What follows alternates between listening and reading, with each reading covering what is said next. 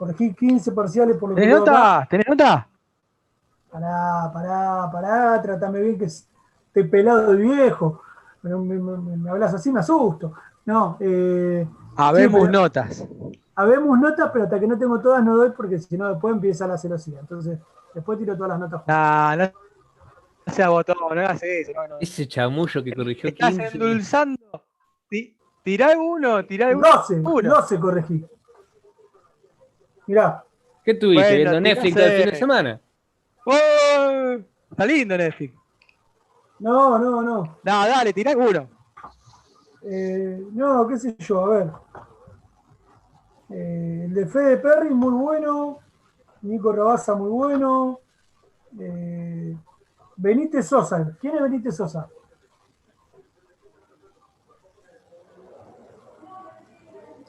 Me parece que no es de acá. Sí. ¿Sí? Jamás lo escuché nombrar. Por ahí tiene. Bueno, ¿De natación será?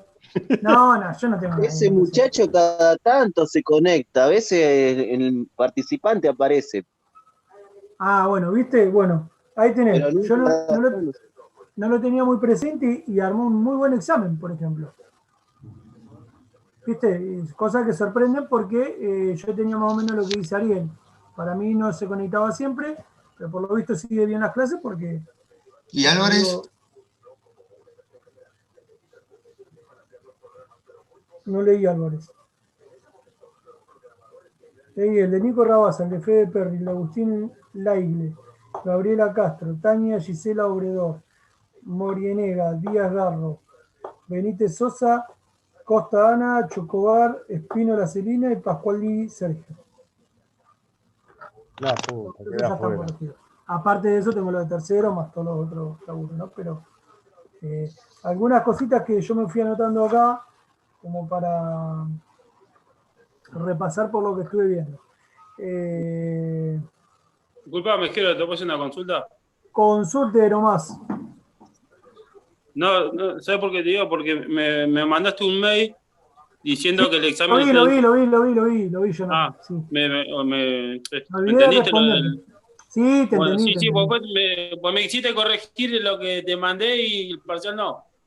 Claro, porque... Ahí... Sí. De hecho, fíjate que no estás acá, porque después me di cuenta, entonces no tomé en consideración nada. Está bien. Ah, sí, porque si no era un chino mandarín. No tenía nada que ver. Bueno, Gracias. yo abrí un mail que me mandó para que se entienda para todos, Jonathan. Yo abrí un mail de Jonathan que no tenía nada que ver con el examen. Entonces, dije, este chico miró otra película. Johnny, ¿le mandaste porno? No, Johnny? ¿por qué? ¿Por qué no vamos al pasto? Bueno, basta. No. Bueno, cuestión que nada, eso. Un par de cuestiones. Se entendió bien lo de los métodos porque unos cuantos exámenes, por lo que estuve leyendo, los manejaron bien. Se quedaron mucho con lo de la pirámide y les gustó mucho o hicimos mucho hincapié ahí. No es el único, hay un montón más. Yo en un primer momento pensé que se había entendido mal, pero después vi que no, porque si en el resto figuraba era que se entendió. Un par usaron sujetos, yo a veces por ahí doy mucho ejemplo porque trabajé mucho con rehabilitación, es un error mío, pero un par se metieron con gente con problemas de salud. ¿Está bueno que se animen a planificar para gente de salud? Sí. Yo como profe, como recomendación, sugerencia hacia ustedes, al principio y hasta que se sientan cómodos, no agarren gente complicada de salud. La gente no se ofende si ustedes le dicen que no por cuidar a la persona. Y el otro factor que me llamó la atención está bien que nosotros estamos acostumbrados todos, más o menos, a trabajar con gente grande. Tengan en cuenta que a partir de los 45, 50 años, la actividad física de alto impacto no es solamente saltar. Este dato, yo pensé que por ahí lo habían hablado en anatomía, por lo visto no, entonces por eso lo voy a charlar un poquito hoy con ustedes. La columna vertebral, chicos, es una estructura muy importante porque por ahí viaja nada más ni nada menos que el sistema nervioso central.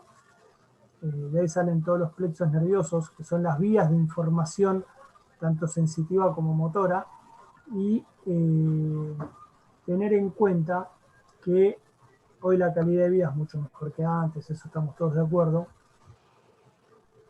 pero a la hora de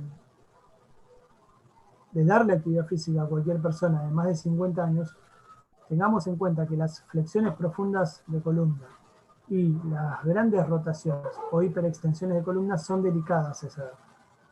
No significa con esto que un tipo de 50, de 45, de 60 no pueda hacer una abdominal bolita, sino que significa que tenemos que tenerlo en cuenta. ¿Se entiende la diferencia? No sabe, no contesta, no habló nadie. ¿Sí? Bien. Sí, se entiende. Gracias, Nati. Gracias, Agus. ¿Por qué les digo esto? Porque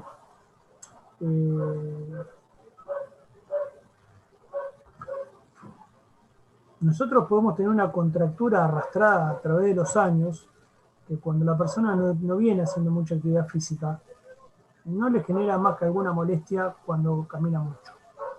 Y en el momento de empezar a hacer grandes movimientos sobre la columna vertebral, esas contracturas, muchas veces posturales, aparecen. Entonces la persona dice, pero al final, loco, empecé a moverme con vos, me duele el cuerpo más que antes. O sea que esto de la actividad física es una mentira. No, no es una mentira. El tema está en que la actitud de la persona y el físico de la persona, que muchas veces con 50 y pico de años están muy bien, igual tiene 50 y pico de años. Entonces tenemos que tener en cuenta eso, chicos. Para que el otro se siga viendo muy bien, lo tenemos que cuidar nosotros. Bien, es un dato como para tener cuidado al menos y observarlo a la hora de trabajar con 40 y pico, 50 pico. No, ¿por qué empezamos a bardear? ¿Por qué empezamos a bardear? No es que se acabe todo, señor Laigle, sino que el tema es el siguiente. Nosotros a partir de los 30 y pico, 40, 35, 40, nosotros tenemos dos edades. Tenemos una edad biológica y una edad cronológica. La edad cronológica es la que manejamos por los años. La edad biológica es la que marca la naturaleza. Para entender esto tenemos que ver que no todos los nenes... Para, profe, porque hay un micrófono abierto y no se escucha. Ping, ahí bloqueé. ¿Ahí se escucha mejor? Sí, sí. Bien. Les decía que la edad biológica, para que se entienda la diferencia, es... vieron que a los 12 o 13 años por ahí hay nenas que todavía son muy nenas y otras ya tienen físico de adolescente. Hay pibes que todavía son bajitos y hay otros que tienen barba. Bueno, los 4 tienen 12 años.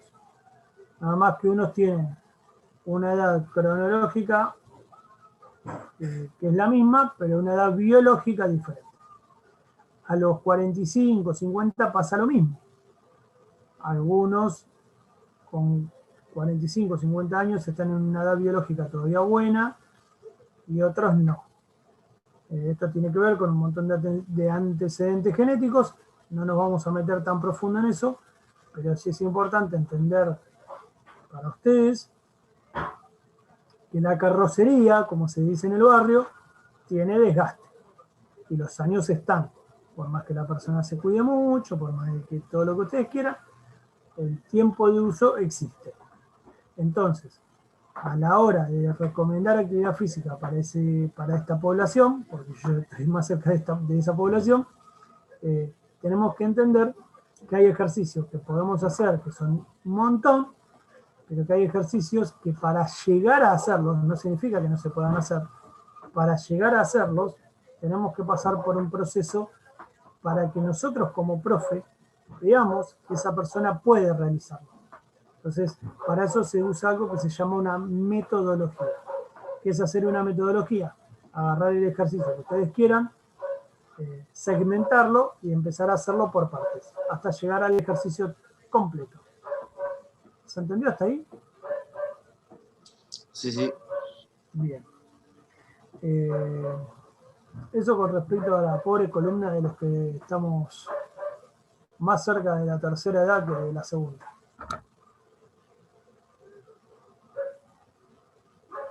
Y un detalle que observé en varios, ahí estaba. Con el tema del método piramidal, vamos a tener que pasar a la pizarra para que se entienda mejor.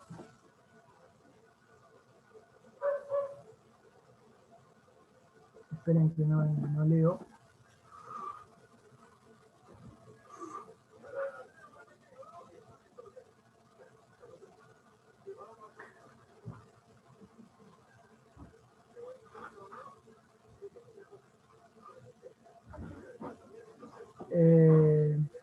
Sí, en realidad lo que pasa es que a partir de los 40 años hormonalmente entramos en la meseta.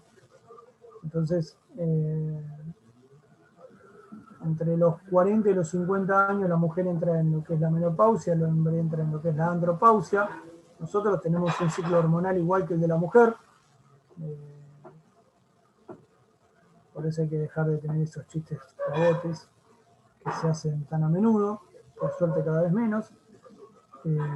Pero la realidad es que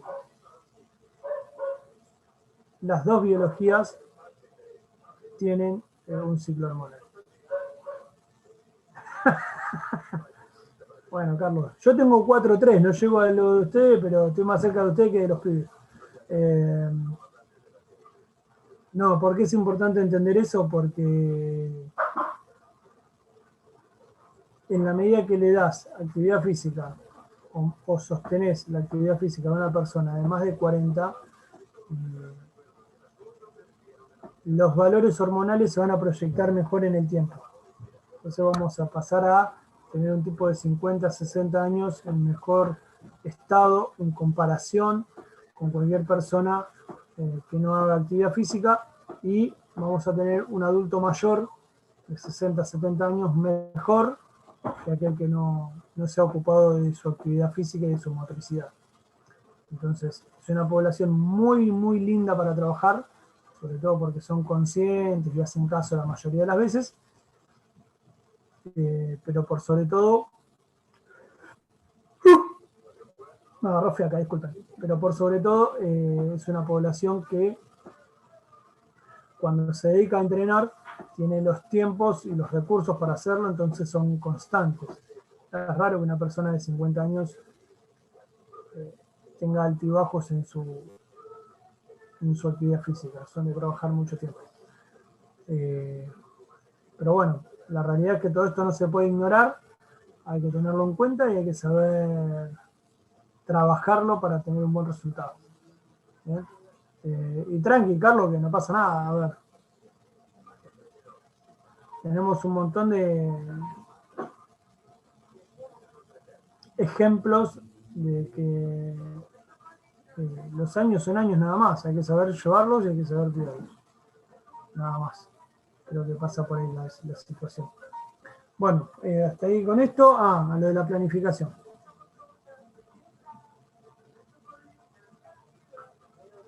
Hubo un tema acá con esto de la planificación esperen que lo tengo anotado por acá, de lo piramidal, que hay una confusión que leí en un par de situaciones,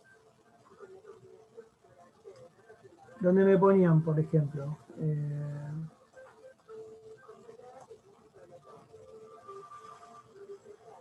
día 1, día 2, día 3. Yo voy a escribir una generalidad,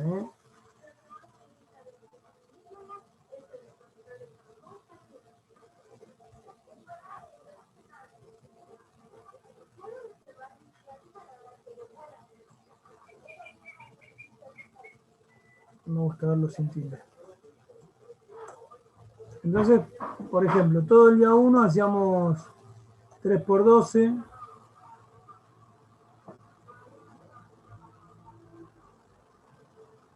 No.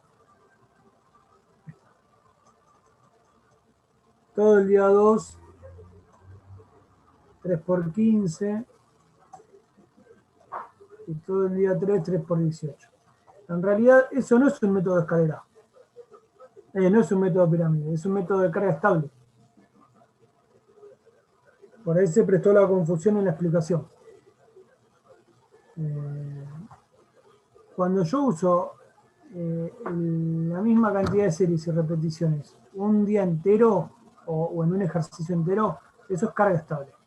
Ahora, que nosotros hagamos una evolución en los 3 días de la semana o en los 5 días de la semana para llegar a aumentar el volumen de entrenamiento, eso es otra cosa. ¿Se entendió esa parte?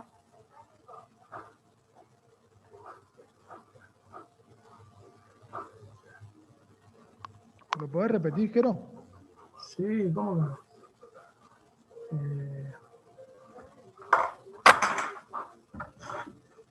Y vos hablás que esa variación en las repeticiones tiene que ser en la misma sesión. Tiene que ser en la misma sesión y para que sea pirámide tiene que ser en el mismo ejercicio. ¿Se entiende, Nico? Si vos haces... Sí. Yo te digo un ejemplo que se me ocurre ahora, todos hicimos alguna vez. Sería el mismo día. No, el mismo ejercicio. 12, 10, 8, 6 en press plano, por ejemplo. Claro, no. O 6, 8, 10, 12. Tal cual, pero por decirte algo, supongamos que, ahí está, vamos a tomar el ejemplo de Rabasa que dice press plano. Entonces, si vos decís, bueno, yo armo una pirámide, pero en el plano hago 3 de 10, en el inclinado hago 3 de 12 y con mancuerna hago 3 de 15. No hiciste una pirámide, hiciste carga estable, con distintos volúmenes. Para que sea pirámide tiene que ser como dijo Rabasa. 10, 12, 15 o 15, 12, 10, no importa, en la misma serie. Y ahí, o sea, y ahí el peso, el kilaje que mueve, puede ser el mismo, o si varía, o lo que varía el método jugar, son las repeticiones. Bueno, ahí entras en variantes, Fede. Ahí entras en variantes de la metodología. Se puede jugar, por ejemplo, vos podés decir, pero bueno, espero que se entienda, porque me parece que lo vamos a complicar más, pero no importa. Hay bibliografía que dice que acá no tenemos el triangulito.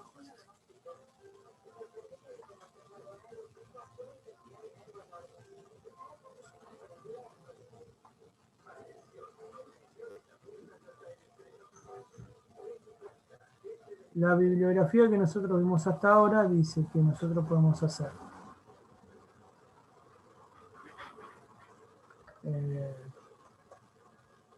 15,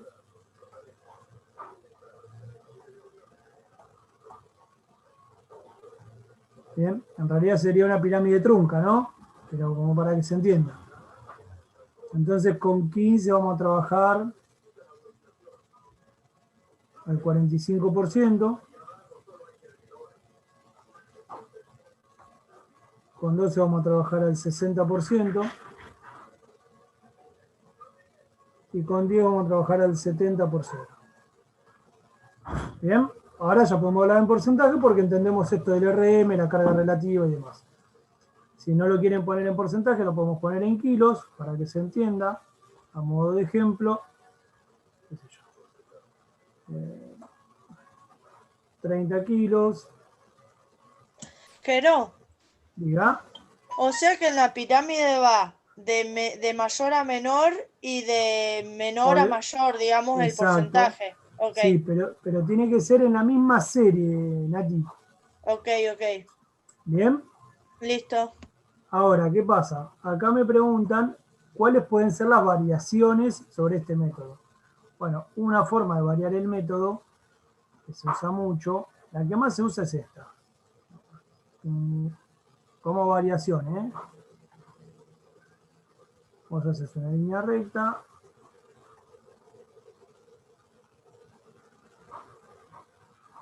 Y yo agarro la mitad de la pirámide. ¿Bien? Entonces me quedo con la carga con 12 repeticiones.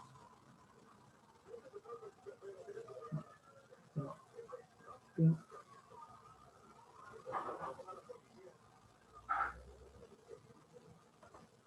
Me quedo con 12 rep. Arranco con 45, que no me cuesta. Después paso a 60, que es lo que tengo marcado en la pirámide anterior como lo ideal para esa cantidad de repeticiones. Perdón.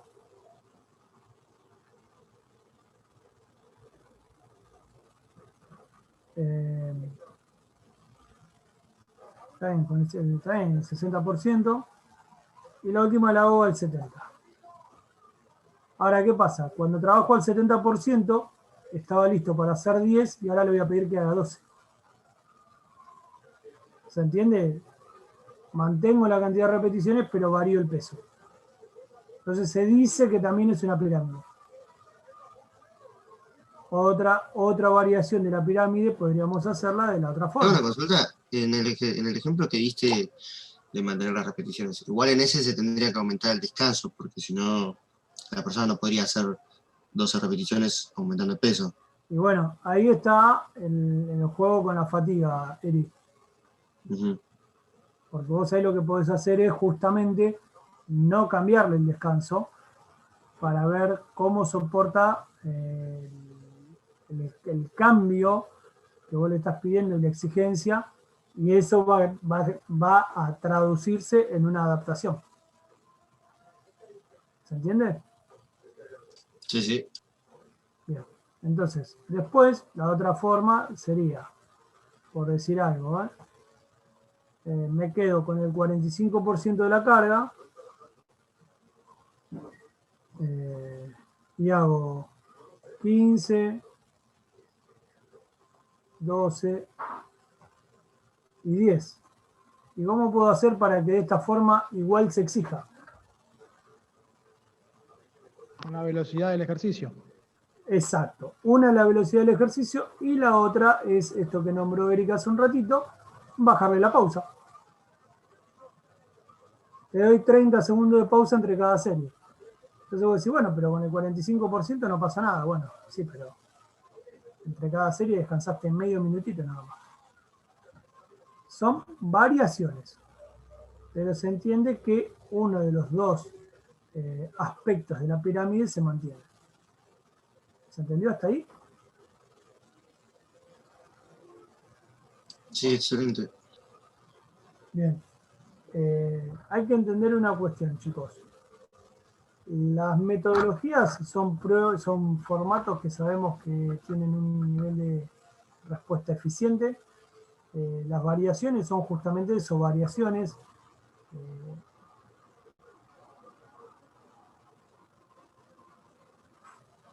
Está bueno manejar el concepto teórico de por qué se usa un método y cómo funciona ese método, pero la realidad es que en los efectos prácticos de nuestro trabajo muchas veces ustedes pueden elegir deformar eso. Lo importante es saber que lo están deformando y por qué lo hacen.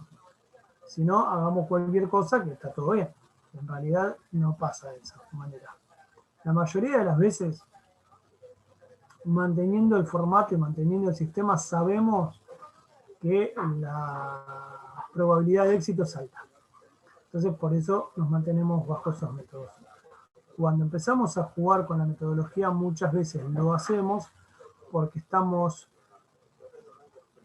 casi seguros que para esta persona ese cambio va a ser bueno. ¿Por qué? Bueno, porque ustedes determinaron, por la respuesta del deportista, que eso le va a hacer bien. Eso es totalmente subjetivo y es totalmente personal. ¿Para qué te sirve eso? Eso te sirve para un trabajo individual. No te sirve nunca para un trabajo... nunca. Generalmente no te sirve para un trabajo grupal, porque el trabajo grupal no te permite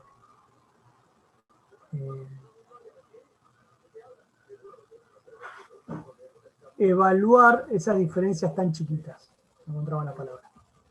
¿Se entendió la cuestión?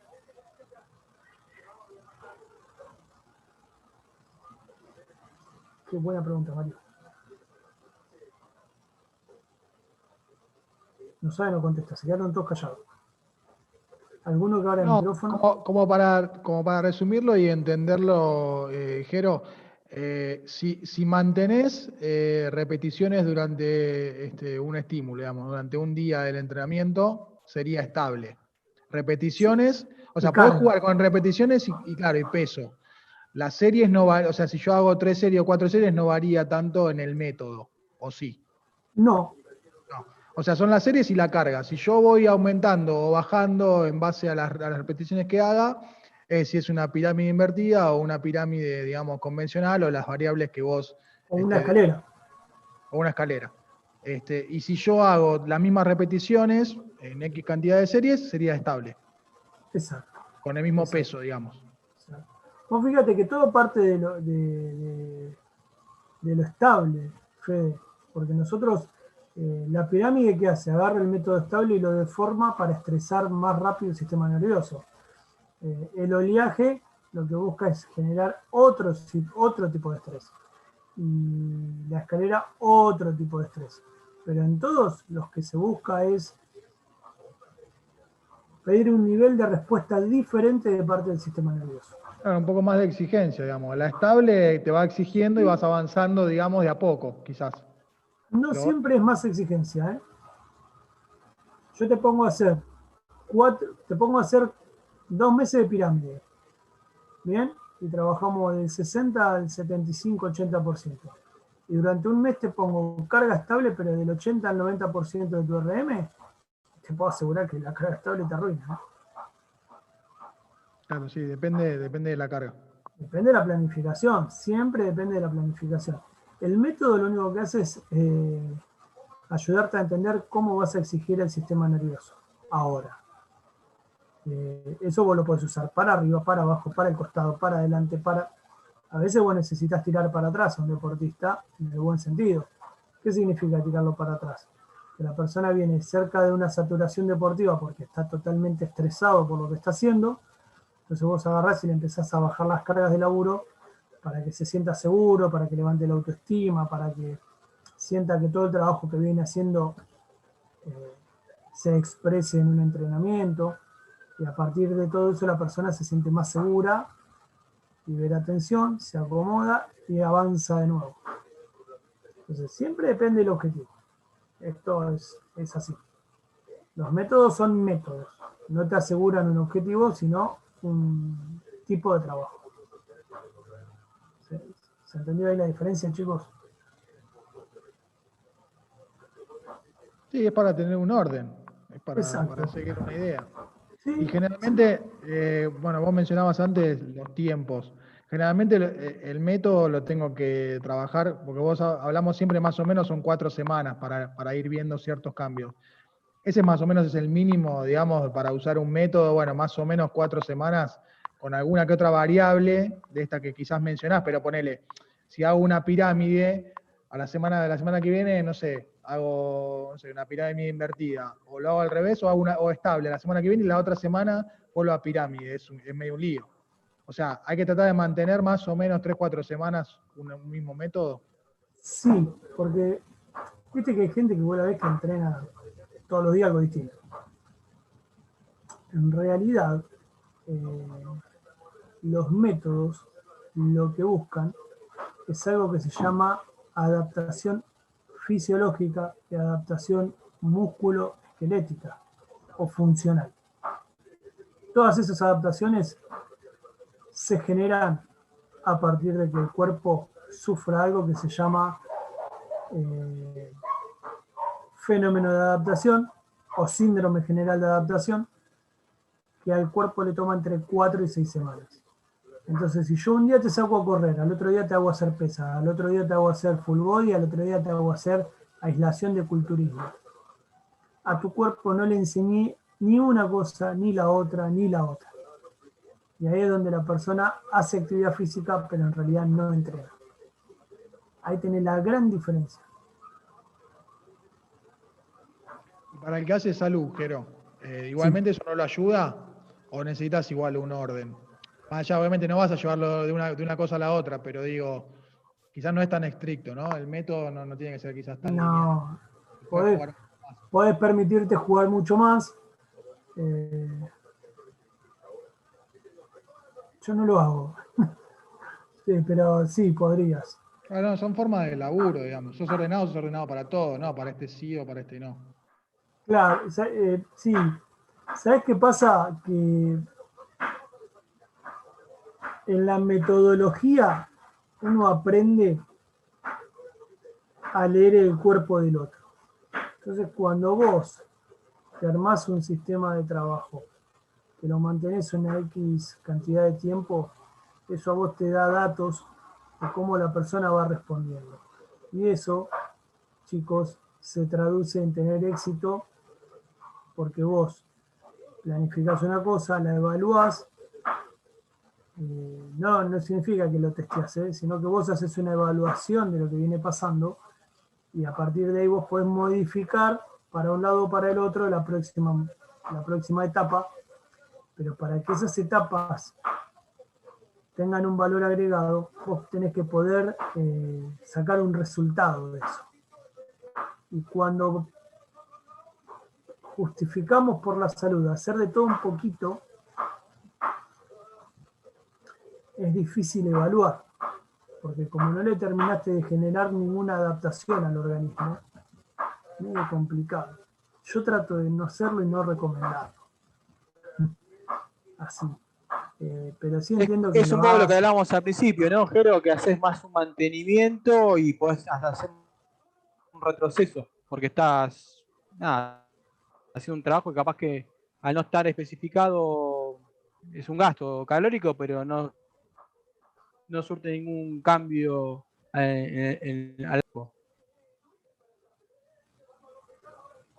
Se te cortó el micrófono, Agus, pero creo que te entendí. Sí, a largo plazo no hay modificación.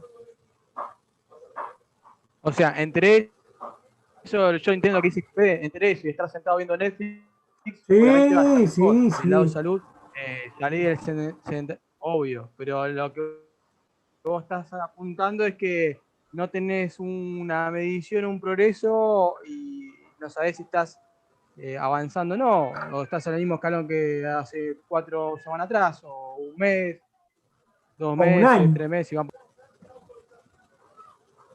a un año, sí. ¿Cómo vas a estar un año haciendo lo mismo? 2 años haciendo lo mismo. Una locura. Sí, para eso que no nos contraten, que se bajen una aplicación y trabajen con el celular. ¿Qué sentido tiene mi cabeza y mi conocimiento si no vemos a dónde vamos? Ojo, que hay que entender que en salud muchas veces estar igual es bueno. Claro, eso es mantenerse. Guarda con eso. ¿Por qué? Porque a los 20 años yo te digo... Mira, ahí está. Les voy a tener un caso real, por algo que me pasó ayer. Yo tengo una alumna, 16 años. Atleta, tremenda atleta. No tiene trastornos alimenticios, la llevaron al psicólogo, la llevaron al psiquiatra, la llevaron a todos lados. Simplemente le gusta comer poco. Y su cuerpo aguanta. Pero pesa 42 kilos. Chica de 16 años. El jueves o viernes pasado se puso a elongar en una clase de la escuela y se rompió el cuádriceps. ¿Por qué? Escucho opiniones. Supongo que fue por durante bastante tiempo exigirle mucho al cuerpo y el cuerpo a su vez no recibía, no sé cuál sería la palabra, Los nutrientes necesarios. los nutrientes necesarios como No para tenía mantener estructura. al músculo sano. El año pasado, yo este año con esto de Bicharraco Loco, no pudimos tener clases presenciales. El año pasado, cuando empezó a entrenar conmigo, yo la vi muy delgada. Les comento esto para que se entienda esto de que estar igual a veces es bueno. Y que no tiene que ver con ser viejo o estar lastimado. El año pasado, cuando se enganchó con atletismo, empieza a entrenar conmigo, yo la veo muy delgada, hablo con la profesora que la tenía en la otra parte de deportes, me decía que su salud es esa y que su condición física era esa. Yo no me quedo conforme con eso, hablo con la psicopedagoga de la escuela, imagínense que soy un tipo muy molesto trabajando en un colegio, pido entrevista con la madre. Hablo con la madre ahí me cuenta toda esta situación, que la llevó al psicólogo, que la llevó acá, que la llevó allá, que la nena no tiene nada. Perfecto. Entonces yo le pido como mínimo tener entre 44 y 45 kilos para entrenar conmigo. A lo que la madre me dice, pero profe, ¿por qué usted está obsesionado con que mi hija engorde? Igual yo estoy de acuerdo con usted, pero quiero saber, nada más. Es el primer profesor en los 3 años que está la nena en la escuela que viene con este planteo. Entonces yo le digo, ¿sabes qué pasa? Tu hija, la contextura ósea que tiene es buena, pero la masa muscular que tiene es baja. Entonces, para que mantenga su estructura ósea contenida por sus músculos, yo quiero que tenga 2 o 3 kilos más de músculo. Ya sabemos que come muy bien, así que grasa no va a meter. Entonces yo necesito que gane masa muscular. Vos, mamá, ¿te comprometés a llevarla a un gimnasio? Sí, mi hermana es profe. Bueno, ¿puedo entrenar con tu hermana? Sí, genial. Que con tu hermana haga la parte de fuerza, conmigo hace atletismo. Bueno, genial. Quedamos así. Esto fue mayo. La nena entrenó hasta diciembre sin lesiones. Bajó 3 kilos, se lesionó. ¿Vieron qué fácil que se entiende? Ahí está todo el problema. Entonces, a veces llegar a mantener algo logrado ya es mucho. Pero para mantenerlo no significa que tenés que estar todo el tiempo haciendo lo mismo. Tendrás que seguir variando los métodos de entrenamiento. Pero en ese caso fue mínima la diferencia que se necesitaba como para... Bueno, pero el resultado lo tenés con un desgarro, Eric. Es un garrón. Sí, queda menos de un minuto. Vamos a la otra reunión, que se va a cortar esta en cualquier tiro.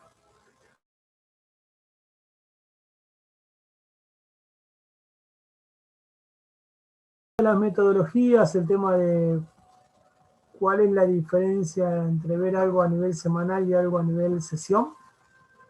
Quedó clarito, ¿no? Ahora sí.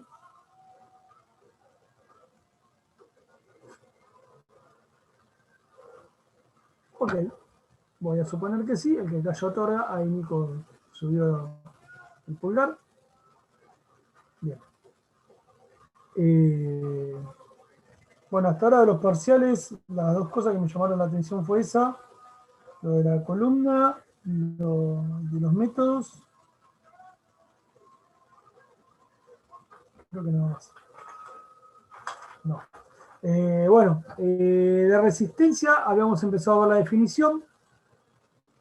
Déjenme que busco el PowerPoint.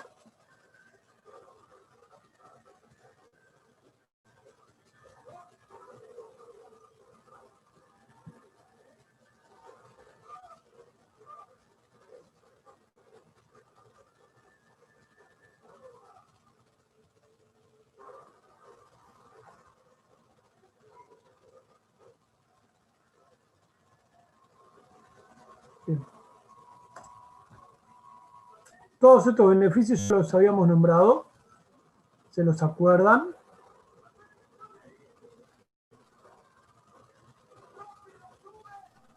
No lo había. Esto no lo vimos, ¿eh? Ah, bueno, perdón, mala mía. Pensé que ya lo habíamos visto. Bueno, en principio vamos a entender un poco los beneficios de la resistencia. ¿Se animan? Si no lo dimos, si lo dimos me avisan porque si no, no sirve. Definición de resistencia, sí.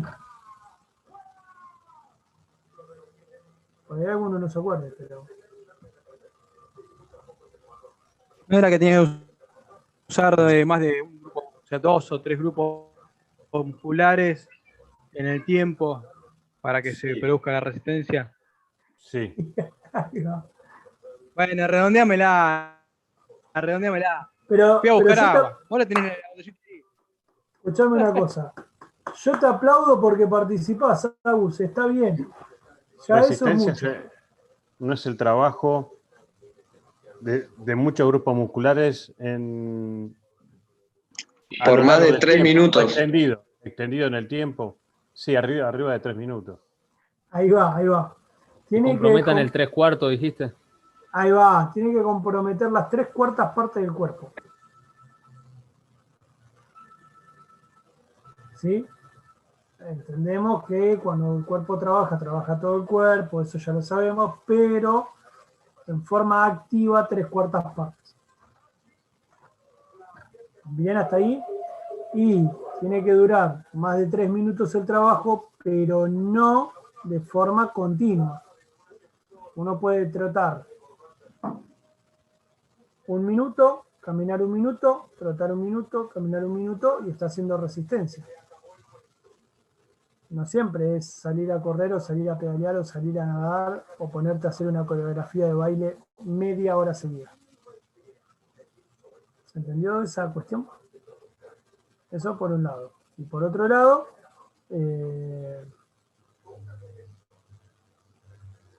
creo que eso no lo aclaramos nunca, pero es buena la aclaración para hacerlo hoy porque con resistencia se confunde mucho eso. Nosotros no evitamos la aparición de la fatiga. La retrasamos. ¿Quedó claro eso? Jere, dijiste que bueno, pueden haber pausas en ese tiempo de trabajo. Sí, obvio. Obvio. Vos, Agus, no podés salir a trotar 2 minutos, caminar 2 o caminar 3 y después volver a trotar 2. Igual es resistencia. Bueno. ¿Por qué? Porque vos en esos 3 minutos que caminaste, el cuerpo se recuperó para seguir trotando, pero no volvió a una situación de reposo. ¿Se entiende la diferencia? ¿Te recuperaste? Pero, ¿a qué te referís con que retrasamos la fatiga? Claro.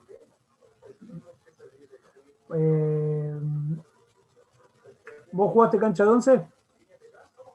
No, me quedo muerta en la mitad de la cancha, llego a jugar 11. No, igual ¿Cómo? sí jugué una Ojo vez. que fútbol 5 corres más, Nati, capaz. Sí, en Cancha de fútbol 11 5 tenés más corro descanso. mucho más, es verdad. Cancha de 11 tenés más descanso. Corres por parte, digamos. Después descansás más. Te recuperás más Exacto. rápido en cancha de 11. Es verdad, jugué una sola vez cuando iba al profesorado, en el equipo del profesorado. Y pero ahí sí, zafaste porque... te cansás un poco más. Claro. Pero escuchame una cosa, ¿te cansaste igual? Sí, obvio que te cansás igual, pero en fútbol 5 me parece que es un poco más explosivo que el fútbol 11. Está bien. ¿Y no te cansás en fútbol 5 entonces? No tanto, quizás porque yo tengo bastante resistencia en ese sentido. Pero en 11 es como que las distancias son más largas, entonces como que me cuesta más llegar al otro lado, digamos. O sea que y si después yo volver, ¿entendés? Sí. Si yo, por ejemplo, hago un pique, ¿entendés? Para llegar al otro lado, después para volver a defender, es como que me cuesta un poco más. Yo te voy a decir las dos cosas que logré analizar en tu comentario. La primera, cuando jugás en cancha de 11, hay más jugadores con los cuales compartir la pelota. No la tenés que llevar vos a lo largo de toda la cancha, porque Sí, para eso están los obvio. compañeros. Digo, comentario de color. Segunda situación, las intensidades de los desplazamientos de cancha de 11 son distintas a los de cancha de 5 porque el metraje es diferente. Claro, por eso te digo. Sí, sí, sí. ¿Bien? Ahora, yo te hago una pregunta. Yo, si no entendí mal, vos dijiste, me canso menos. No dijiste, no me canso. O sea En que 11, en en 5. 11, en 5 sí.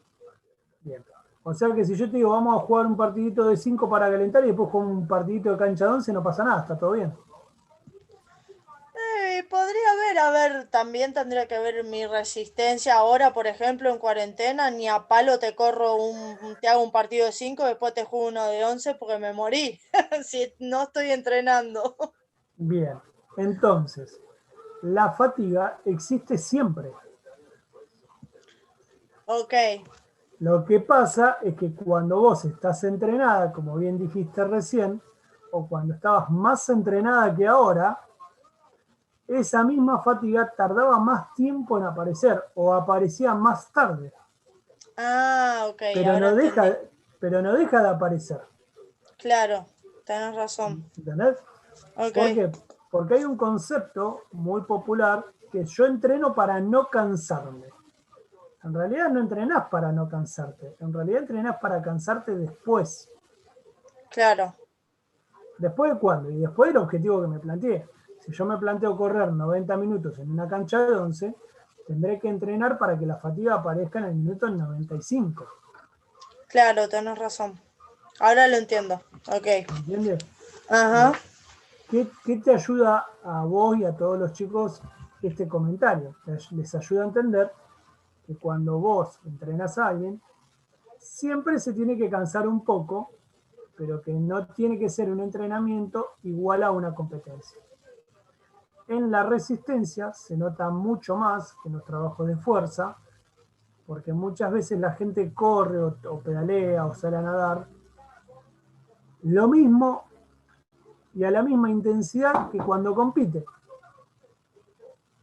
Entonces, ¿qué pasa? Cada vez rinde menos en vez de rendir más.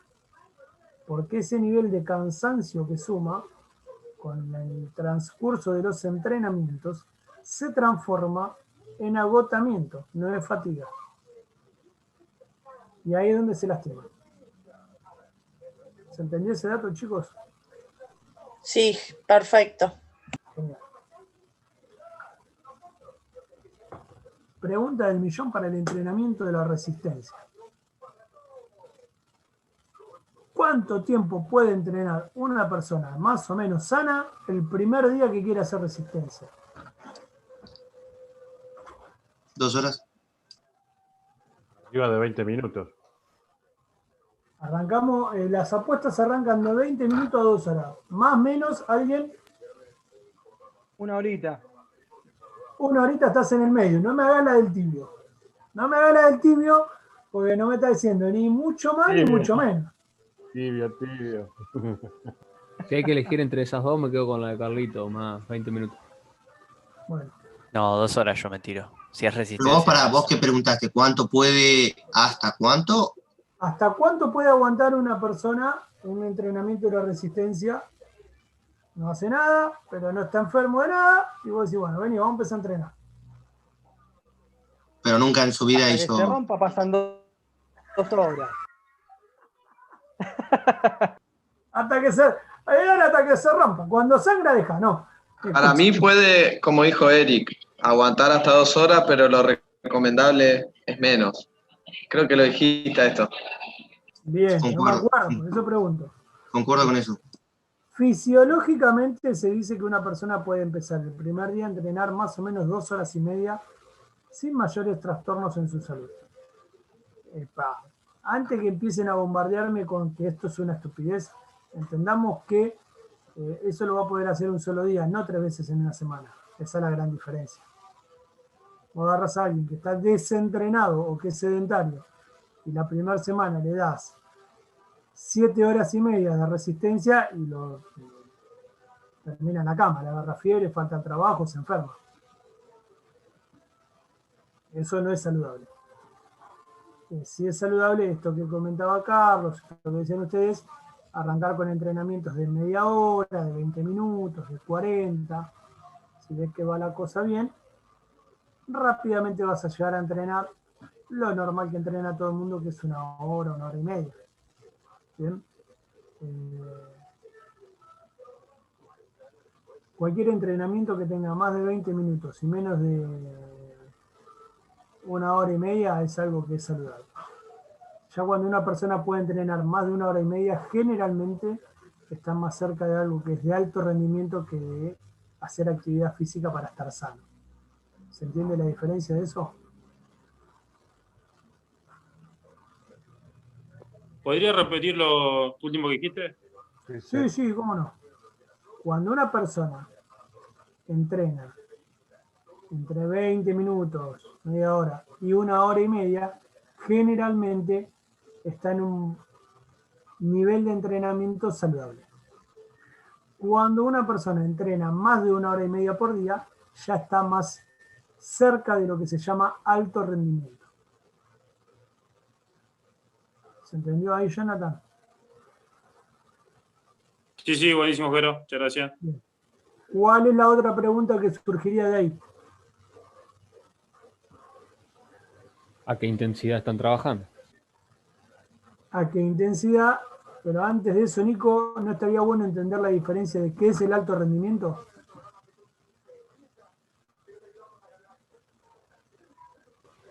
Dale, explícalo. Bien.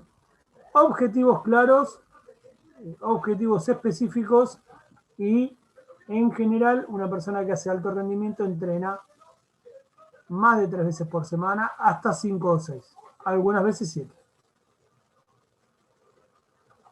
¿Entendió la generalidad del público presente eso? Sí, Jero. Bien, sigamos entonces. Ahora, ya se entendió qué es la resistencia, ya se entendió cuánto se puede empezar a dar de resistencia por día. Entonces vamos a algún parámetro lógico. ¿Cómo se mide habitualmente el trabajo de resistencia? Acá Nico habló de las intensidades. Bueno, ¿qué músculo interviene o qué dos grandes estructuras intervienen en todos los trabajos de resistencia? El corazón cardiorrespiratorio. Exactamente. Entonces, Bueno, exacto.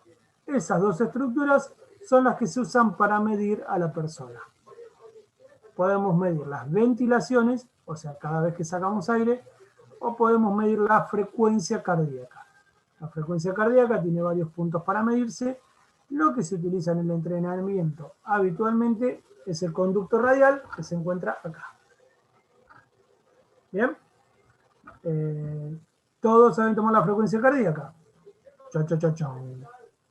Sí, nos enseñaron en primeros auxilios. Muy bien. Bueno, o sea que saben ubicar el conducto radial y todos ya saben entonces su frecuencia cardíaca. Sí, hacia la distancia, porque pandemia, no lo hicimos práctico. Bueno, pero escúchame, si yo te digo, buscar el conducto radial. En reposo tenía que estar entre 60 y 80 aproximadamente. Exacto, yo me busco acá, todo lo que esté por debajo de 80 es bueno. Nos dijeron 15 segundos y multiplicarlo por 4. Eso en estado de reposo, sí. Nosotros tenemos tres valores. Basal, reposo y inactividad. El basal se toma así, se toma a 15 segundos y le multiplico por 4. No, en realidad Lo toman mientras estás durmiendo. Exacto. En realidad la basal es la frecuencia que vos tenés cuando dormís. Todo lo que vos midas cuando estás despierto es frecuencia cardíaca en reposo. Bueno, en reposo son 15 segundos y multiplico por 4. Bien. Exactamente.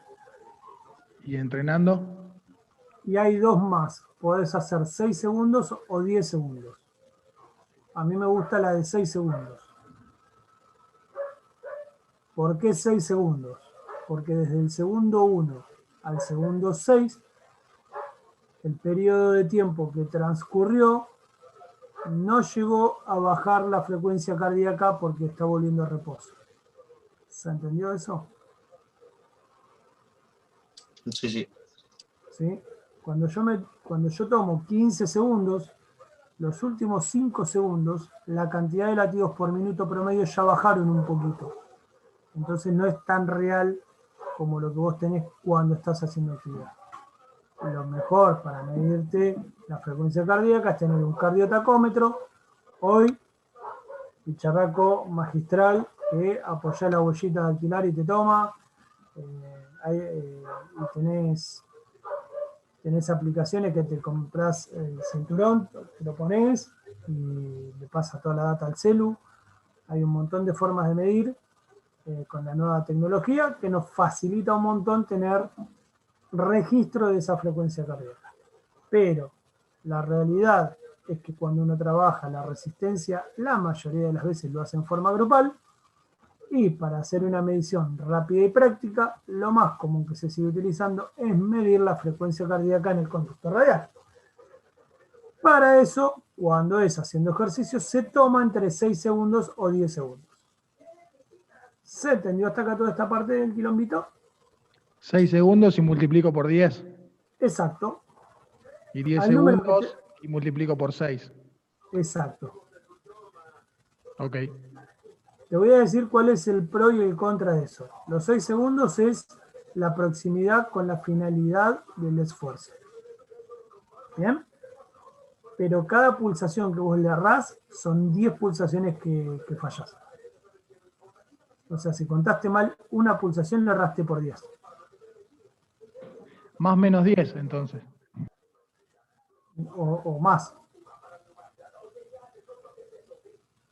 Bueno, eso puede tener múltiples factores, Carlos. No es algo para hacerte un problema, ¿eh? Preocupate si te da 110. Porque vos ahora estás despierto, no sabemos desde qué hora son, ¿qué es? Son las 9:15 de la noche. Hay que ver si tomaste café, si tenés retención de líquidos y tal cual. Todo eso el cuerpo lo compensa con frecuencia cardíaca generalmente y presión. Entonces,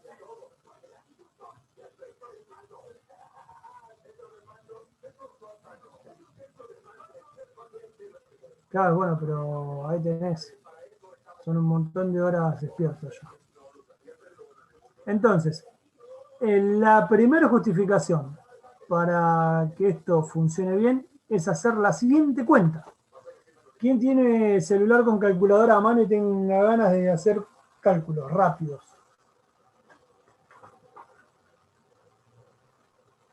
Yo. Bien, listo. Vamos a hacerlo. Carlos recién pasó que tiene 86 pulsaciones. Vamos a dejar de lado factor edad, sexo y todo eso.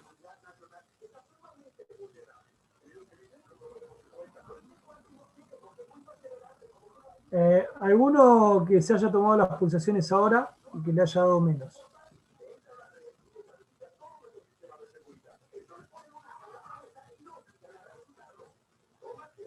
Uno solo que se tome. Varón o mujer, no importa. Es para hacer un ejemplo de este ejercicio.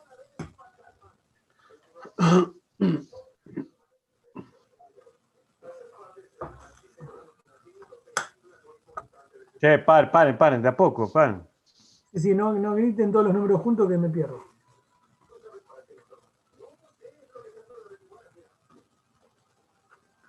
Pará, me voy a tomar yo. Pará, yo me tomo. 70, Jero. Yo, Bien. Fede Perry. 70. Fede, ¿cuántos años tenés? Hice 6 multiplicado por 10. Tengo 32.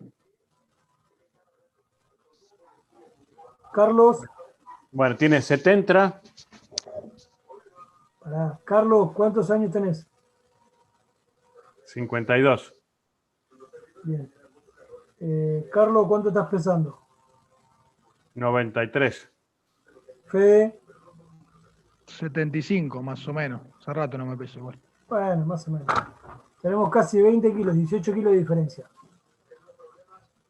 Ustedes piensen que los kilos de peso corporal son centímetros cúbicos de estructura que el cuerpo necesita cubrir con sangre. Entonces, para eso el corazón tiene que trabajar más. ¿Se entiende el concepto? Nico Rabasa, 68.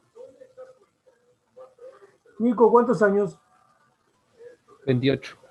No, maleducado. 28. Peso corporal, Nico. 75. Mira, entre Nico y Fede estamos más parejos. Yo me tomé el minuto completo igual, así no le erraba. Está bien, no hay problema.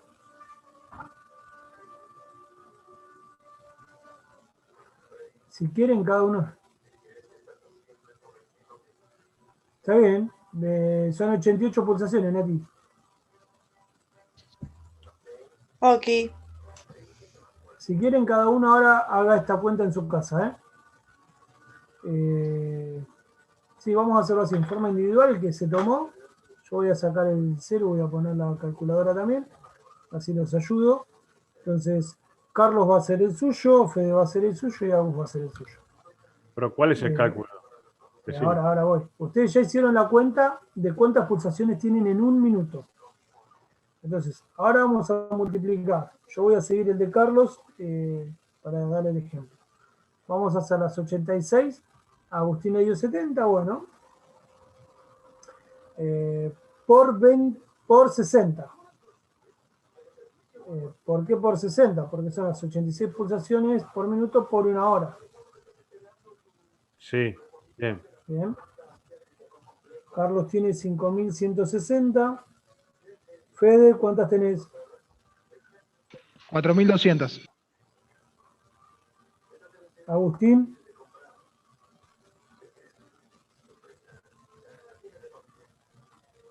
Ahí te lo saco, esperá. Tenemos 68 por 60. 4.080.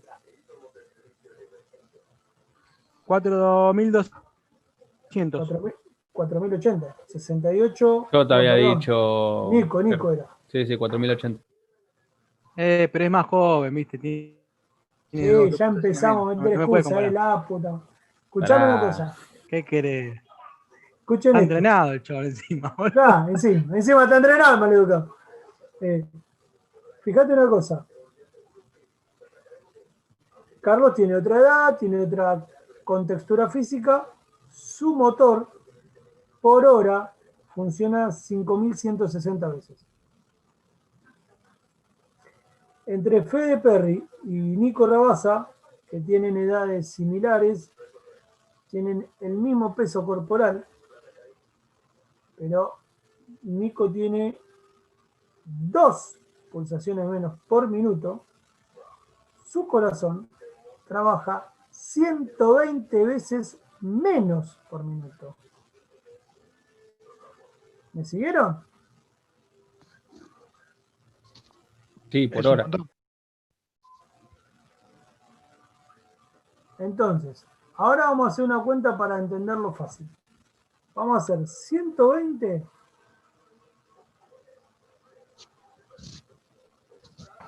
Uy, bajé a 71 ahora. Está bien. Vamos a hacer 120 por 24.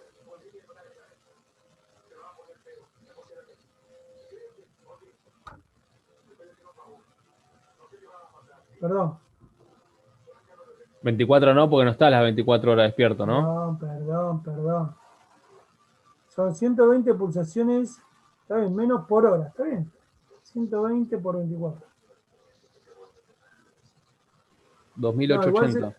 2.880 veces menos trabaja el corazón de Nico que el de Fede. Entonces, cuando nosotros vemos ese número, es muy fácil entender por qué la persona tiene que entrenar la resistencia. Porque si en 6 meses baja una pulsación, en el día su corazón va a latir muchísimas veces menos. ¿Qué pasa? Cuando nosotros hablamos de una pulsación, te parece que es poco, que no es nada.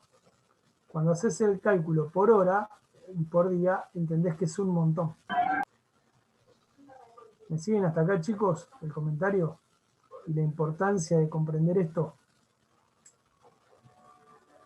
Cuando nosotros estamos discutiendo con alguien, en el buen sentido, ¿no? Compartiendo una charla.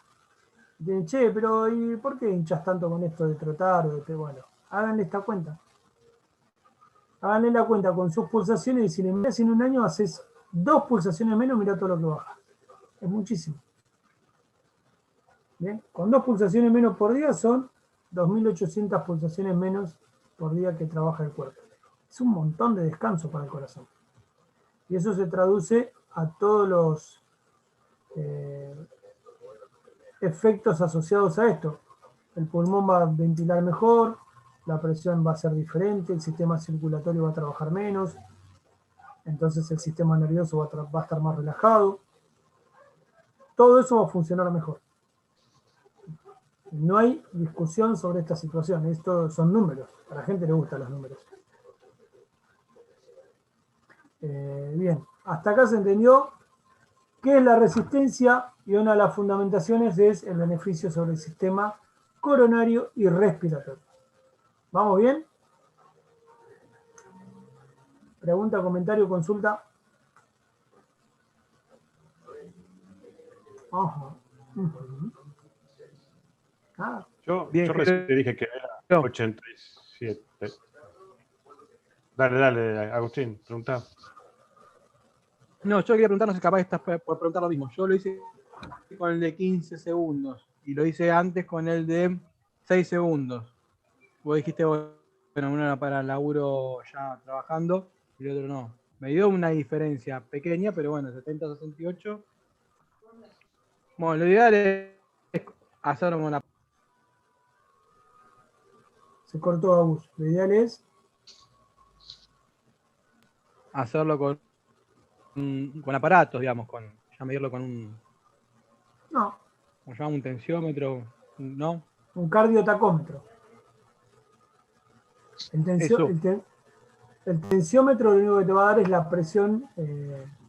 No, bueno, generalmente tienen también pulsaciones. Vos decís el bichito electrónico, está bien, sí, podés usarlo también. Sí, la verdad es que yo con los grupales y con los individuales también lo hago, les enseño a tomarse la frecuencia y que se cuenten ellos. Y ya está. Porque vos tenés que saber más o menos a dónde está. Cualquier persona que está trabajando arriba de 150, 160 pulsaciones se está exigiendo mucho. Entonces, si vos lo ves un poco hiperventilado y le sabés tomar la frecuencia, o el otro sí sabe tomar la frecuencia, rápidamente sabés si lo sacaste de la zona. ¿Por qué saber si está fuera de una zona de trabajo cómoda? Bueno, porque en salud no estamos hablando de trabajar en altas intensidades. Lo podés hacer de vez en cuando, pero no tiene que ser constante. ¿Se entiende la diferencia en la situación, chicos? Esto es muy importante, sobre todo en salud. Después, a nivel deportivo es otra cosa. A nivel deportivo se busca que la persona esté dentro de tal frecuencia cardíaca. Pero bueno, es por la exigencia del deporte. Ahí es otra cuestión. Pregunta del señor Carlos Villanueva. Bueno, no. Yo lo que me llamó la atención porque me daba 86 y pocas veces me da 86. Generalmente estoy entre 68 y 71. De hecho, ahora estoy en 71. Está bien. Porque me lo mido con esto. No. Bueno, una de las cosas que puede pasar es que cuando uno está tomando la frecuencia, vos le errás en el tacto, en la lectura, y por ahí haces una pulsación de más, en tu tacto sentiste un golpecito de más, y el número te da muy diferente. Está muy bien lo que hiciste vos, que cuando el número que tomaste no es el que vos manejás, lo corrobores o lo vuelvas a tomar hasta que estés tranquilo de que está en un valor de referencia. A mí me Para eso pasaba, se usa. Jero, que a una persona cuando yo le quería tomar parecía que se ponía nerviosa porque sabía Sí. que le estaba tomando y se iba, pero a la mierda. Sí, eso pasa, es re común, Nico. Sí. Igual, vos te das cuenta cuando se puso nervioso, cuando no. Se hiperventila. Sí, totalmente en reposo y le daba 97 por ahí. Digo, pará. Claro, no empezamos ni a correr. Quedate acostado y me voy. Bueno, eso pasa. A veces la presencia del profe, por más que la persona esté contenta con lo que le está pasando, es una presión. Cambia el estado de ánimo, sube la ansiedad y todo eso te da valores que no son los reales.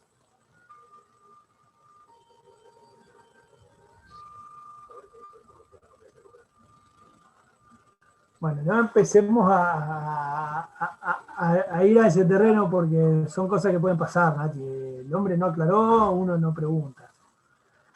Yo lo estoy jodiendo, Jero. Me encanta joderlo, Nico. Yo también, por eso, viste, no, pero bardeaste vos, yo te sigo. No, qué sé yo. Puede pasar. Bien, entonces, tomo la frecuencia cardíaca, es un parámetro. La otra son las ventilaciones respiratorias. En las ventilaciones respiratorias siempre se toman 15 segundos, sea reposo, sea, no importa. Y lo que sí puedo hacer a partir de esta situación es ver cuánto tiempo tardo en volver al estado de reposo. ¿Se entendió eso?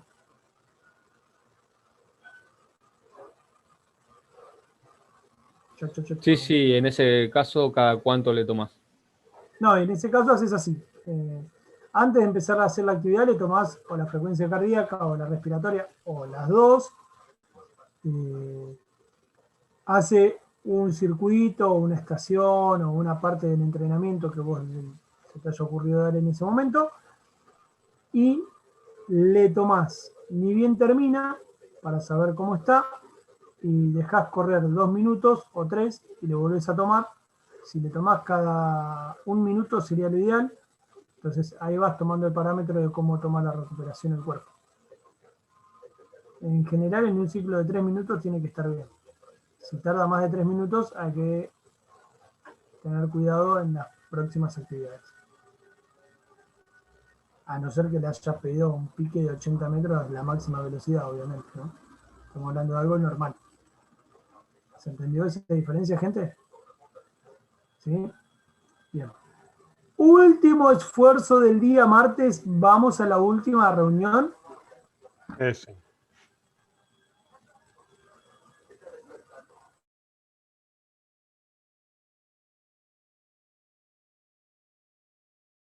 Estamos trabajando. Va a ser el efecto fisiológico que va a sufrir el cuerpo. A diferencia de la fuerza, esto lo que hace es estimular la respuesta del cuerpo para una situación o para otra. Ok, entiendo. ¿Bien? Sí, sí. ¿Se entendió? Sí, sí. Por ejemplo,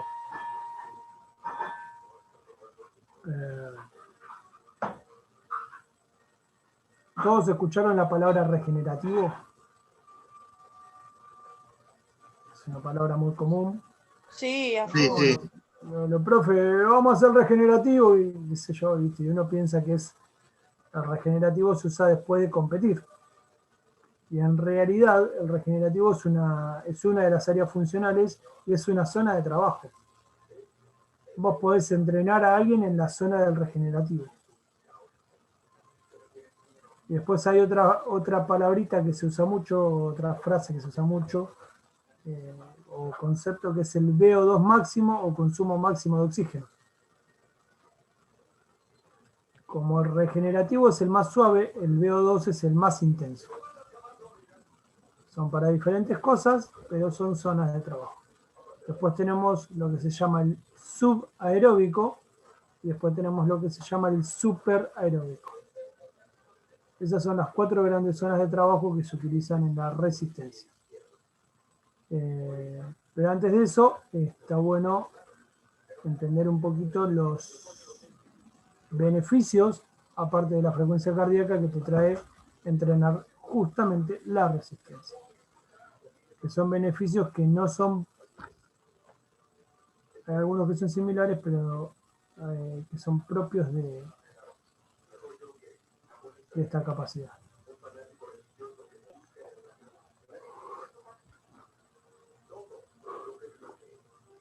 Aumenta la capacidad pulmonar, eso significa que vamos a realizar menos ventilaciones por minuto. Bien. En principio eso. Después podemos hablar de qué es el VO2 máximo, pero eso más adelante. Aumenta el volumen del corazón. Es esto que hablábamos de bajar las pulsaciones. Como el corazón se pone más grande, con menos compresiones larga la misma cantidad de sangre por minuto. Disminuye la fatiga. ¿Por qué hablamos de que disminuye la fatiga? Porque el cuerpo logra que todo su sistema metabólico funcione mejor a partir de la resistencia. ¿Por qué mejora la calidad de vida? Porque si me aguanto mejor el día, estoy mejor para todo lo demás. Previene y mejora enfermedades. Lo de prevenir enfermedades es una forma de decir, en realidad ninguna enfermedad se puede prevenir. Lo que podemos hacer es brindarle al cuerpo condiciones para que la enfermedad no se genere. Lo que no significa que un maratonista no pueda tener un infarto, o que un maratonista no se pueda volver hipertenso, o que un ultramaratonista no tenga colesterol. ¿Se entendió bien eso? ¿Qué más? Bueno, es la base de casi todos los deportes. Hasta los que hacen arquería tienen que trotar. Y esto de que quema grasas es una frase que se pone como para entender que ayuda a metabolizar. Con respecto a lo de que previene y mejora enfermedades, uno de los grandes beneficios de la resistencia es que nos ayuda a transformar el famoso colesterol. ¿Hablaron en anatomía un poquito de lo que es el colesterol? O en primeros auxilios. Sí, se habló un poquito el otro día justamente que empezamos a hablar de lípidos. Claro, porque son formas de grasa. En nutrición. Bueno, en nutrición. Y hablaron que tenemos varios tipos de colesterol, pero hay dos que son los más comunes, que son los que todos escuchamos en los laboratorios, que es el LDL y el HDL. ¿Vamos hasta ahí? Sí. El LDL es low density y el HDL es high density. Uno es de una alta densidad y baja densidad.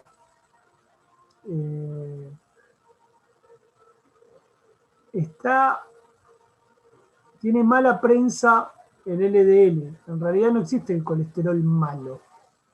Nosotros necesitamos un poco de colesterol LDL. Lo que no tenemos que tener es mucho LDL. Pero si no tuviésemos LDL, no podríamos decir que estamos sanos tampoco. ¿Vamos hasta ahí? Yo sabía que era bueno comer huevo frito y papa frita, la puta que los parió. Nadie me lo podía discutir. Me mintieron, te mintieron, Carlos. Sí, en realidad hay una proporción de balance químico porque la grasa tiene una función hormonal también. Entonces, al ser una hormona, tener un poco de colesterol, un poco significa los valores de referencia que te da el laboratorio, estar dentro de los valores de referencia es bueno. No podés no tenerlo. Porque eso significaría que estarías con un problema de balance químico en tu cuerpo. ¿Bien? Ahora, si tenés mucho LDL, una de las grandes ventajas de la resistencia es que transforma el LDL en HDL, lo metaboliza y eso hace que el LDL se transforme en HDL. Y eso lo hace solo el trabajo de resistencia, no lo hace la fuerza, no lo hace la flexibilidad, no lo hace el equilibrio, lo hace la resistencia. O sea que ahí tenemos una gran justificación de por qué todos los que tienen el famoso mal dicho, tengo colesterol, profe, yo tengo el colesterol, me dicen. Y bueno, sí, todos tenemos colesterol. No es que a vos te agarró enfermedad de colesterol, todos tenemos. Pasa que alguno lo tiene más alto que otro, el LDL. Y los triglicéridos, el otro amigo que es vecino del colesterol, que también tiene, tengo los triglicéridos altos por el estrés. No, tener los triglicéridos altos porque no sabes manejar tu vida. Pero no le podés dar esa respuesta a la gente, entonces tenés que ser educado. Y si le venís que vamos a tratar un rato que lo vamos a bajar. ¿Y cómo es eso que acabaste de decir hace un ratito, que un maratonista puede llegar a tener colesterol alto? Obvio. ¿Malo? Hay maratonistas con colesterol alto, con triglicéridos. Estamos en el 2020. En el año 2016, en España, tuvieron un promedio de un maratonista muerto por mes. Tuvieron 12 maratonistas muertos en un año. Sí, pero todos relacionados con el colesterol o de otra cosa. No, pero un infarto es un infarto. Después, si querés, te cuento que te murió y se murió, pero se murió. Bueno, no. Relacionado con esto, porque recién dijiste que la única manera de bajar el colesterol era haciendo resistencia, trabajo de resistencia. Desde la biología... Te escucho, perdón. No, que entonces me quedó ahí en el tintero pensar, si el maratonista es el rey de los que hacen este trabajo aeróbico, ¿cómo puede ser si tenga colesterol alto? Porque tenemos un fenómeno que se llama colesterol por estrés.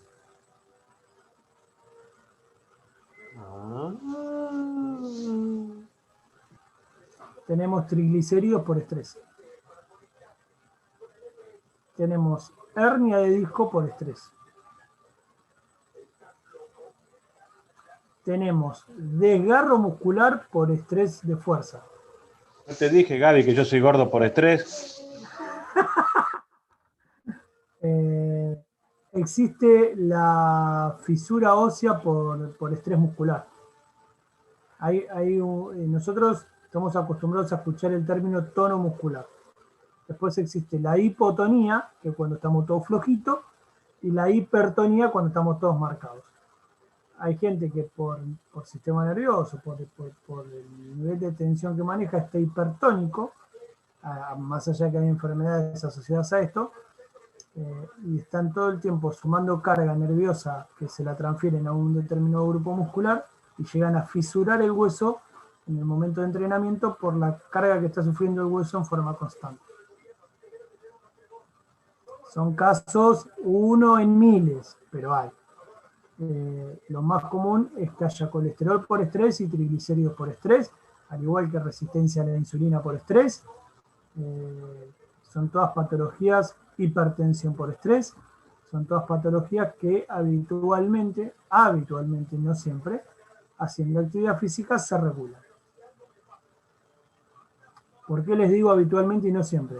Porque si para la persona hacer actividad física pasa a ser otra carga de estrés, no va a bajar, va a subir. Entonces, la pregunta del millón es, ¿qué es el estrés? ¿Se acuerdan que en el primer cuatri los que cursaron fundamentos yo les hablé del eustrés y distrés? Que les hablaba del estrés de carga positiva y el estrés de carga negativa. Bueno, tiene que ver con esto. El estrés no es otra cosa que la relación que hay entre lo que yo soporto y lo que pasa en el mundo exterior. Hay gente que soporta mucha presión y hay gente que soporta poca presión. ¿Está mal? No. Cada uno soporta lo que aguanta. Por psiquis, por ambiente, por crianza, por recursos, por un montón de cuestiones. En todo esto, Carlos, el ultramaratonista está estresado, tiene colesterol. Entrena un montón y tiene la debilidad de comer fiambre. Va a ser difícil que no tenga colesterol.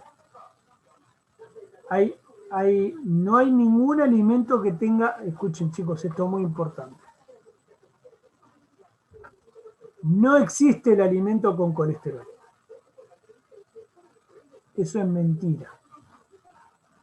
Hay alimentos que favorecen la formación del LDL en el organismo. Eso es otra cosa. Pero no es que tal alimento te da colesterol.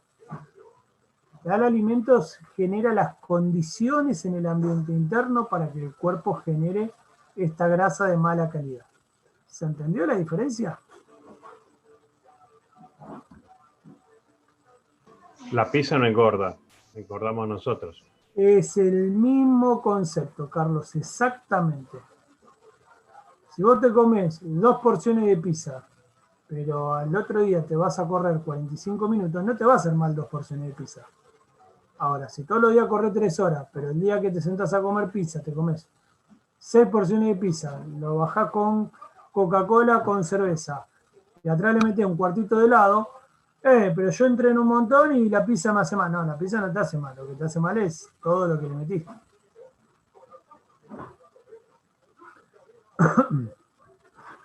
Vamos que ya terminamos, Nati.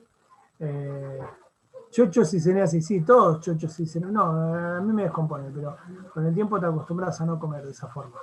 Pero a lo que vamos es que la realidad es que ninguna comida te hace mal. Si hay comidas que no son beneficiosas o ideales para el deportista. El fiambre es veneno. En todas sus formas. Con lo rico que es el fiambre, por favor, Dios. No hay mucho de salame. Pero por sí, Dios, es verdad, es un venenito.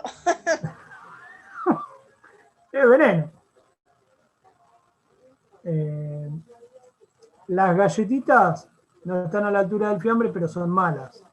Todo lo que es galletitería tiene mucho conservante, mucha grasa y mucha sal. En realidad mucho sodio. Pero mucha grasa trans, sí, Agus. ¿Por qué? Porque es lo que permite que el producto se conserve mucho tiempo. El curado, decís vos. Claro. ¿Cuánto dura un paquete de galletitas sin abrirse? Un año debe durar, no sé. Fecha de vencimiento de un paquete de galletitas. 1000 años. Pero dura mucho tiempo. Y después de abierta, una galletita industrializada dura un montón de tiempo antes de ponerse fea o húmeda. Ahora vos agarrás una galletita. Por eso siempre nos dijiste que es mejor lo de la panadería. Obvio. Claro, Nati. Pero, a ver, no te estoy diciendo que es lo ideal. Pero entre los dos, agarrar el que se pudre, porque el que se pudre sabe que es natural. Obvio, totalmente. Vos te hacés, mirá, ¿querés irte a otra cosa? Cocinar cualquier cosa con un tuco casero y separá un poco de tuco en un vasito, tuco casero, y agarrá un tuco de lata y separalo en un vasito y poné los dos en la heladera. El tuco de lata tira un montón de días. El tuco casero al otro día o a los 2 días ya está ácido. ¿Entendés? Bueno, esas son las cosas que hacen que la cuestión cambie. La otra cuestión son los famosos aceites que te dicen el aceite sin colesterol. Ningún aceite tiene colesterol. Nosotros a los productos con aceite los hidrolizamos cuando calentamos el aceite y ahí hacemos que el producto permita al cuerpo generar colesterol de mala calidad o el LDL. Vos usás el mejor aceite de extracto de oliva de la montaña de no sé qué. Lo metiste en el sartén y es lo mismo que el aceite más berreta que consigas. Se hidrolizó. Ya está, no sirve más. Agarrá el aceite más berreta y se lo tirás a una ensalada y no vas a tener problema tampoco. Mira, Agus, yo te voy a decir una cosa. Con la papa frita y el huevo frito no te metas. Hay un límite para todo. No, pero... pero bueno, hay límites. La bolita de fraile, la bolita de fraile. No, pero tenés razón. Sí, la verdad es que hay que evitar los fritos. Hay opciones muy buenas para hacer lo mismo que se hace frito a la plancha o de otras formas. Pero la realidad es que todo lo que nos gusta engorda. Y la mayoría de la gente que nosotros entrenamos come todo lo que nos gusta engordar. Y entender esto lo que hace es ayudarte a ver cómo encarar la parte de la resistencia para que la persona note la diferencia. Qué sé yo, una recomendación que yo siempre doy, no le digan a alguien que deje de tomar gaseosa, que deje de fumar y que deje de comer bizcochito de grasa el primer día. El primer día que venga a entrenar, la primera semana que entrene, la segunda semana que entrene, a la quinta, sexta semana, che, ¿qué puedo hacer? Trata de cortar la gaseosa. Trata de cortar, entonces...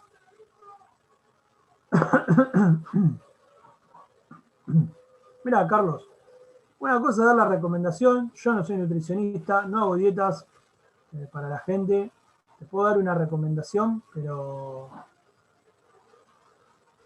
el cuerpo es una máquina y la realidad es que cuanto mejor combustible le damos, mejor funciona. Esto es indiscutible.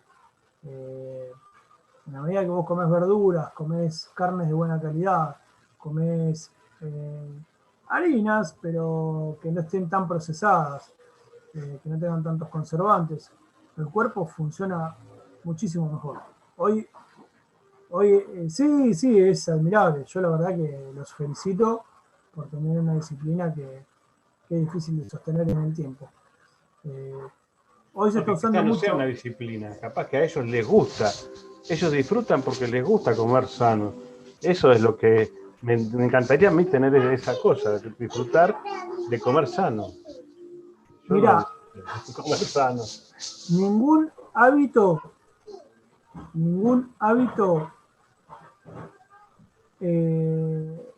surge solo. Todos los hábitos se construyen. Pero los gustos no vienen de nacimiento. Sí.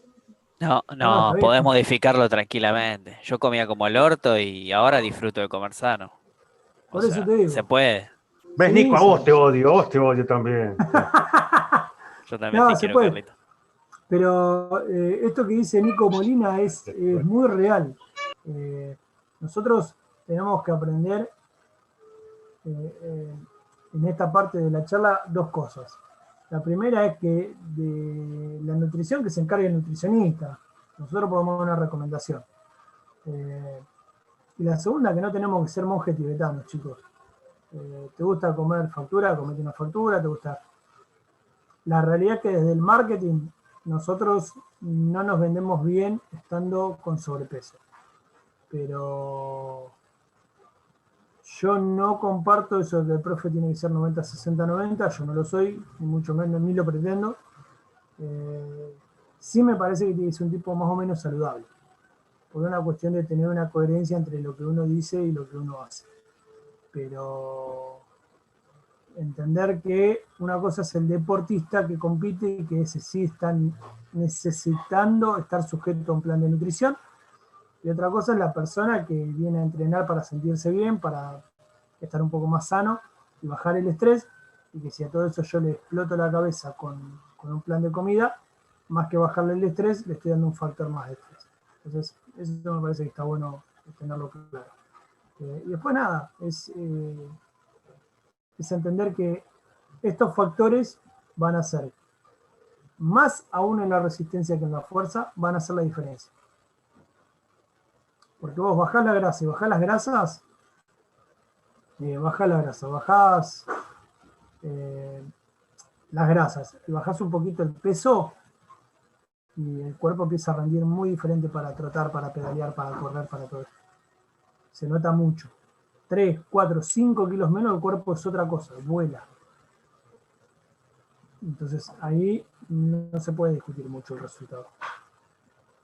Bueno, pero hay que ver, Agus, habría que hacer una medición de pliegue, porque yo no creo que vos tengas mucha grasa. Entonces, al no tener grasa, por ahí vos lo que tenés, claro, bueno, ¿ves? Ya cuando vos sabes que no tenés grasa, lo que tenés que bajar es, por ahí, cuando tenés grasa superficial, por ahí lo que tenés que bajar es grasa visceral. La grasa visceral es mucho más difícil de bajar que la grasa general, porque la grasa visceral tiene una función, justamente como les decía hace un rato, endocrina a nivel hormonal, para mantener la temperatura de los órganos vitales y para darles energía. Entonces, es más difícil de bajar esa grasita. No es tan simple. Ahí yo te recomendaría ir de la mano de un buen nutricionista y ya está. Desde ahí me parece que andaría mejor. El Jopo se lo banco, a pura envidia se lo banco. Así que con eso no me meto. Bueno, gente, llegamos hasta acá. Nos faltaría entender un poquito la cuestión de... Esperen que les voy a mostrar la imagen. Bueno, la base deportiva, ya se entendió. Lo de metabolizar la grasa tiene que ver con eso.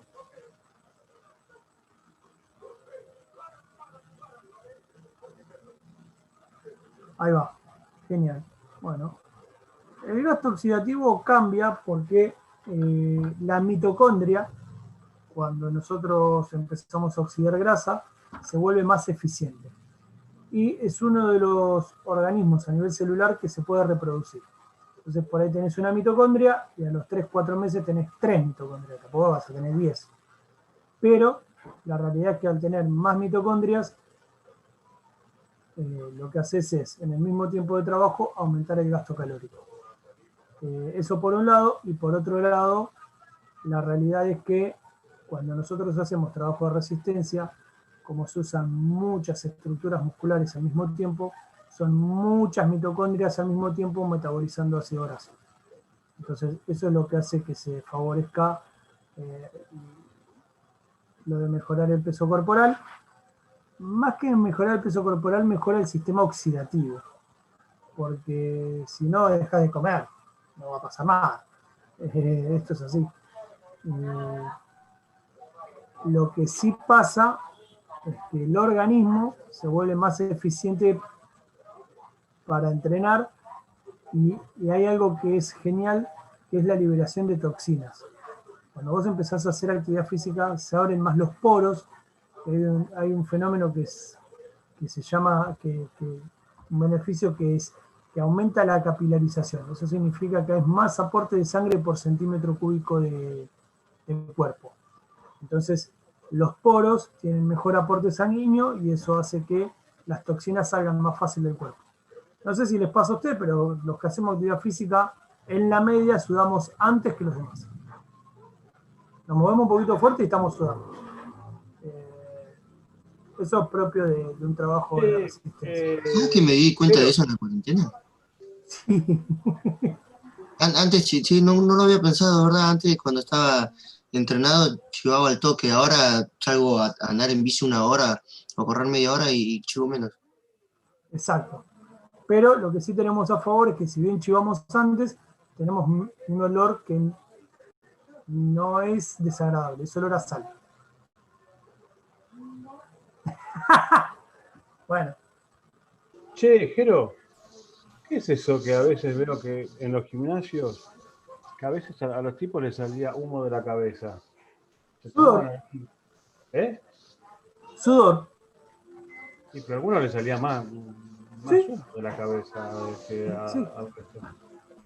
Pero también todo lo que tenemos pelo corto,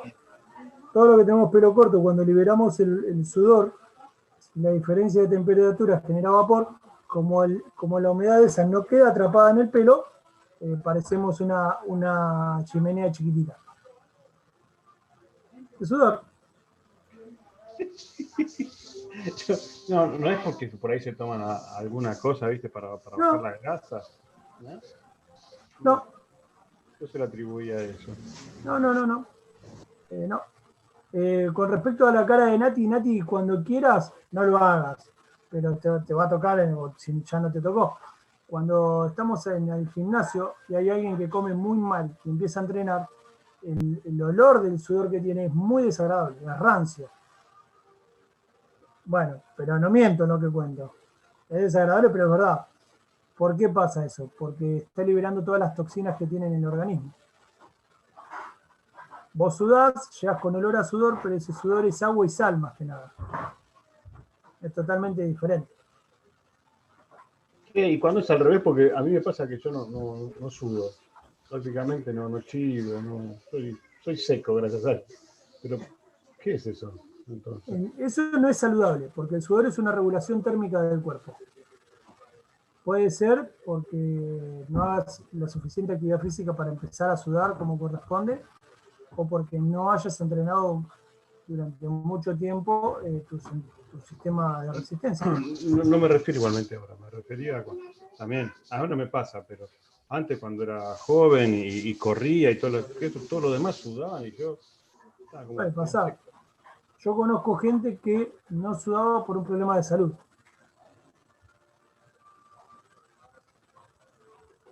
Estoy enfermo. No. Un problema de salud puede ser, qué sé yo. Tal hormona está un poquito alta. Y no pasa nada. Vas a psicopatear. No, claro, yo psicopateo a todo el mundo, sí. No, a lo que yo voy es que las cosas que son normales, como el sudor, es normal sudar. Que lo veamos socialmente como algo desagradable es otra cosa, pero es normal. Entonces, nosotros como profes tenemos que aprender a entender esa normalidad y entender que si una persona está haciendo algo donde el 98% de la población suda, ese también tiene que sudar. Si no suda, algo pasa. Y ahí hay que hacer la observación del caso, nada más. ¿Se entiende? A eso me refiero. Gente, muchas gracias, porque todas las preguntas que se dieron hoy fueron muy interesantes. Y la verdad que eso enriquece mucho la clase. La semana que viene vamos a ver un poquito métodos de entrenamiento de la resistencia. Creo que vamos a tener bastante para charlar. Y la otra tendríamos que ver áreas funcionales. Bien. Traigan ejemplos de entrenamiento de resistencia, lo que tengan, así los podemos analizar. Y yo les voy a traer algunos también. Bueno. Estuve grabando a algún alumno en el celu, voy a ver si lo puedo bajar a la PC. Bueno, chicos, espero para la semana que viene ya tener todos los parciales terminados de corregir. No me faltan tanto, ¿cuántos son? 4. No, estoy bien, a 10 parciales de terminar. Bueno, chicos, buena semana, descansen, gracias por todo, nos vemos el martes que viene. Buen fin de, chao.